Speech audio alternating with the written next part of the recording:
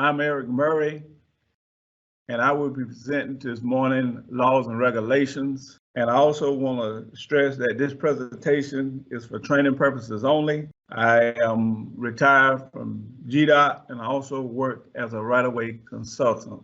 So we'll just go ahead and dive on into this presentation on today.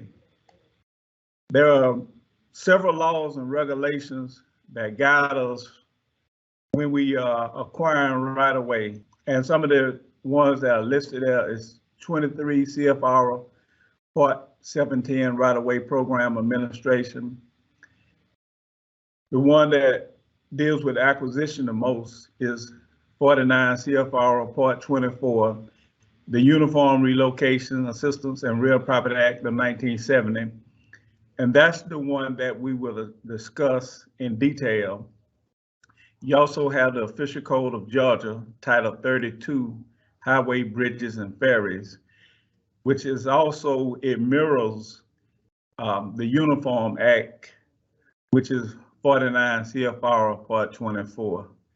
And also we have Official Code of Georgia, Title 22, Eminent Domain. And also we have the Right-of-Way Manual, which encapsulates all these things and really is the main document that we use in order to give guidance and to come up with the policies that we acquire right-of-way with.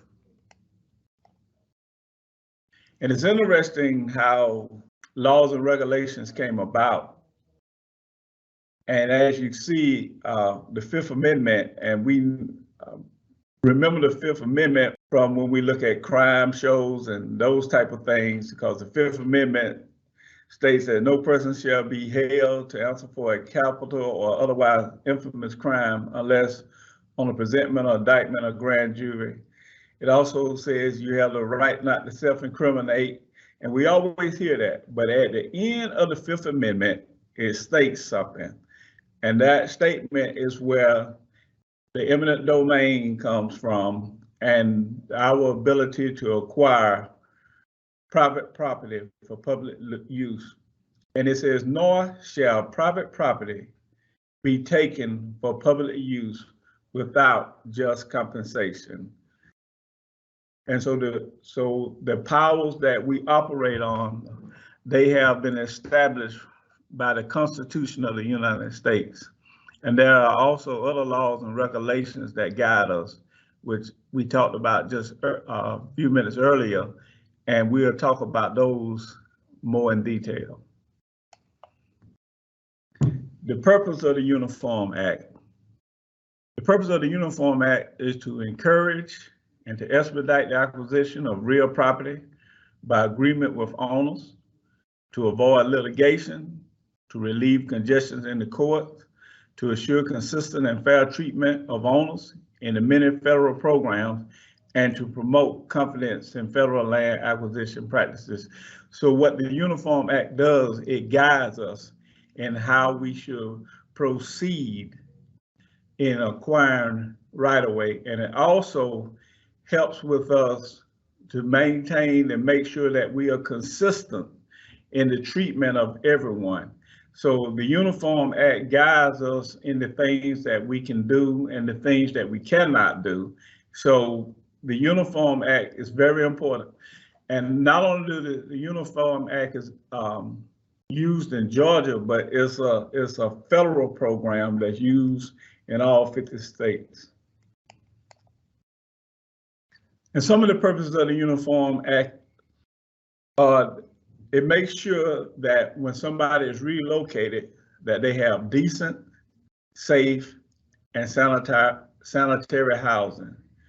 And it makes sure to ensure that no one family is displaced unless decent, safe, and sanitary housing is available. It also avoids delays to encourage and to expedite acquisition by agreement and minimize litigation. And that's what, when the Uniform Act desires to make sure that we can reach an agreement without having to proceed to any kind of litigation, and that we can work those issues out. And what those issues does, if we can work them out, that help us to avoid delays. It helps keep the project on schedule, and it keeps us moving forward. And also, it keeps us from clogging up the courts with eminent domain issues. And it promotes confidence, public confidence in the federal aid acquisition program. And so it lets the public know that we are not just out here winging it, but there are some rules and regulations that we have to follow in order to provide the services that we provide and to acquire right away. And these are just some of the basic requirements of 49 CFR Report 24, which is also called the Uniform Act. And what the Uniform Act does, it makes sure that the property has to be appraised and the appraised fair market value of the property to be acquired. It also assures that the appraisal is reviewed. It also ensures that no offer can be made that's less than the fair market value. It also assures that the offer must be in writing. And it also provides that the owner has the right to meet the appraiser and to inspect his property along with the appraiser. And that is very important. And that is the beginning of basically of the right-of-way acquisition phase to come up with the valuation. It also deals with relocation, to relocate residences, businesses, and others, and to provide relocation advisory services, and to make sure that payment is made before possession. So the Uniform Act makes sure that these things are done in a consistent manner, and to make sure that all property owners are being treated fairly and equitably.